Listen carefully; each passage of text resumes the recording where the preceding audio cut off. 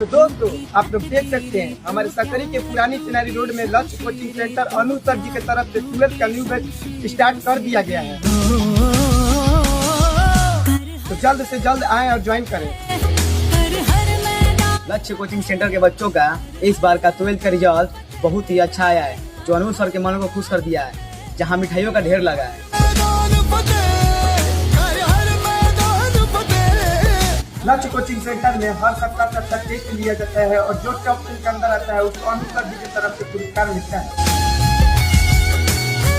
तो हमारे लक्ष्य कोचिंग सेंटर का एड्रेस जान लीजिए। ये रहा बड़ौदा बैंक और इधर आइए, ये रहा कोचिंग में जाने का रास्ता। चलिए आइए,